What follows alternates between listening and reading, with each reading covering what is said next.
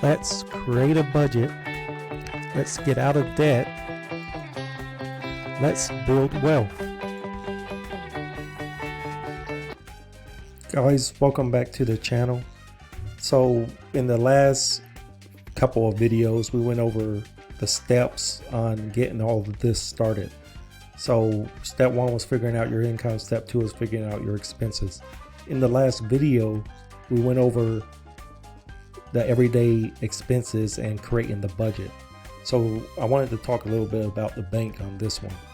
So if we look back at our flow chart, we're going to go from income to checking account to line of credit to paying off these bills. Well, important part of all of this is what I call our foundation, which is the bank.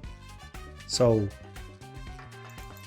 and this is where people can differ. So if you have the money, you put it into your bank, you max it out.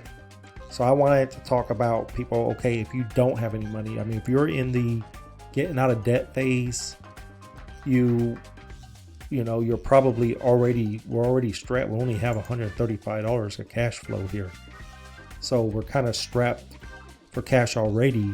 And the whole thing about getting out of debt is you don't want to have to get into a situation where something happens and you can't work on getting out of debt, because that's usually what happens. Every time you try to do something right, something pops up or something happens. So if you have no money, you want to open your policy and trying to figure out, if you haven't watched the videos on infinite banking, you need to learn a little bit about the concept. But basically, basic gist of it is you can set your MEC limit at whatever you want. The thing is, you're in a situation right now where you don't have a lot of money, and you in the future, if you really are serious about this and you stick to it and you want to get out of debt and you want to start creating wealth, it means your wealth will increase as like it never has before, because you never thought of being wealthy. But if that's the case, then you got to kind of think about where you want to set your MEC limit. And I was thinking about this, because this is a area where it's really hard to, combine infinite velocity banking when you don't really have any money in the first place to start the infinite banking. But at the same time, you want to make sure that you have that, what people call emergency fund, in case something happens, because you don't want to get stuck in a situation. So as far as setting the MEC limit, that's something you're going to have to figure out yourself. I mean, if your income is $4,000 a month, right? That means you're making about $50,000 a year. Then you can do your research on the infinite banking, and depending on how much you think that you want to go into the infinite banking, you can set a limit. So what I'm gonna do is I'm just not gonna actually set a limit here. We're just gonna look at the basics. So you created expenses as a 3-part process. You listed all of your expenses and you created your budget, and now you have a cash flow of $135. So I'm gonna get more into this, but for the velocity banking part, what we would do in this situation is you gotta look at your debt tools here. So your debt tools are basically these credit cards. So technically, and you gotta think, I have a hard time with this because it depends on a person's personality and their goal. So if your goal is to get out of debt as quick as possible, then and it's your risk factor. Your risk factor is as far as an emergency, how often do you think you will have an emergency and how much you think you would need for that emergency. So one thing for sure is, if we're going to use these cards as our debt tool, you can take whichever is the largest payment on that card, since it's already factored into the budget, into the expenses. You can make that your bank amount without ever losing your cash flow. So I know that might sound a little confusing, but let me put it this way. So for this example, we're going to use American Express. American Express is now going to become our checking account. So if American Express, the minimum payment is $50, we're going to dump our cash. We're going to set our cash in this card until this card is paid off. So by dumping your cash into this card, you no longer need this $50 payment.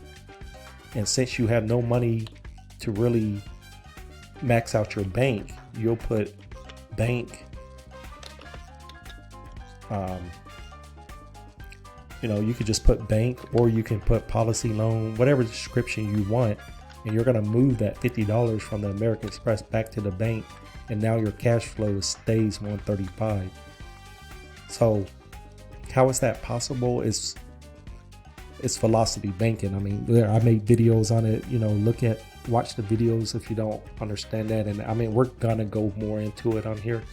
So now what happens is you can set your bank, $50 a month is that's all you have for emergency. And this is where I'm saying it can differ. If you want to be, the good thing about it is I would probably make this a lot higher. I would make this $150 and let $35 be your cash flow. And why would I do this is because, okay, your cash flow is now hardly nothing, right? But you can look at this bank, you can kind of use this bank as a line of credit. So that way you're basically pushing out, if you look at it mathematically, right, you want to put as much as you can towards to knock off interest in the beginning.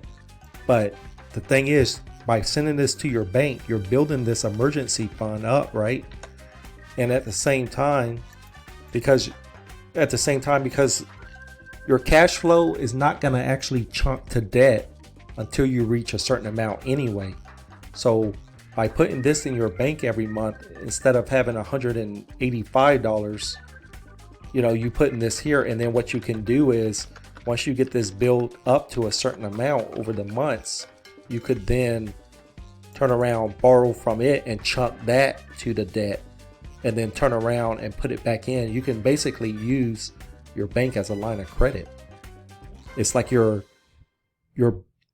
building your own line of credit. If you had another thing you could do too is, if one of these credit cards has a zero balance transfer offer, you could take that offer, put it in your bank, and then turn around and just make minimum payments on it. The thing about this, guys, there's a million different ways, but and that's why, I tried to do the design to flow and have you understand. If you watch the creating wealth videos, those books, understanding how this works is because in your mind, by the more knowledge you have, the more you can understand different ways of doing this. And so once you figure out your expenses, you figure out your budget, depending on what your cash flow is, you need to start your bank, because this bank is your lifeline. It also is what's going to prevent that flow to never stop. And what you're doing is you're simultaneously you're building your emergency fund, you're building your line of credit, you're building your debt tool. It's kind of doing it all in one time. So just understanding that, guys, I hope I'm not really confusing you guys on this, but I just wanted to emphasize, basically create your expense, list all of your expenses, create your budget from your cash flow. Once your budget's created from your cash flow, then create your bank. And the good thing about the bank, even if you had zero cash flow here, as long as you had like a revolving line of credit, like a credit card, you can use that monthly payment as your payment to your bank. And in turn, that will be your emergency fund. So guys, what I would do is, if you have questions on this part, just leave it in the comments below. I did start a Instagram page because I think that's easier to send messages on.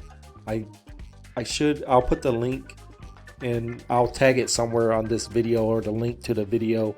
I'm not real up on that, but I know there's a way to link it. Or you can just leave a comment. If you leave a comment on the video, let me know, the questions you have, or what you it's easier to answer questions than it is to try to explain this, because you could do this a million different ways. I mean, you could actually make your bank your second checking account, or your budget account in a way. So there's endless possibilities really here. But the main thing I wanted to get through is, we're going step by step. So after you create your income, you need to create your expenses, and your expenses needs to be a combination of these three: your everyday, your main bill account, your budget account, and your bank. That's your expenses. And it's only becomes a little bit confusing when you don't have the cash in the beginning to put into your bank. So again, guys, leave comments below. I feel like I was kind of all over the place on this one, but it's because it's hard to deal with 50 million situations, and to try to sum it up into one video to help everybody all at the same time. So that's where I think the questions and comments will come. So if you have them, again, just put them in the comments below or on the Instagram page. And if you haven't subscribed, go ahead and subscribe. And in that subscribe, there's a little notification bell. I do post a video every 3 days, but that notification bell will notify you when the next one comes up. So any feedback or comments on this, or will be appreciated, so I can kind of tell whether or not this is actually helping. But we'll move on to, in the next video, we got our income, we got our expense, we got our cash flow. So we'll move into kind of the technical ways of paying these bills. I know I went over it briefly, but we'll touch on more of the velocity banking and other ways the rest of this. So I'll see you guys in the next video. Thank you for watching.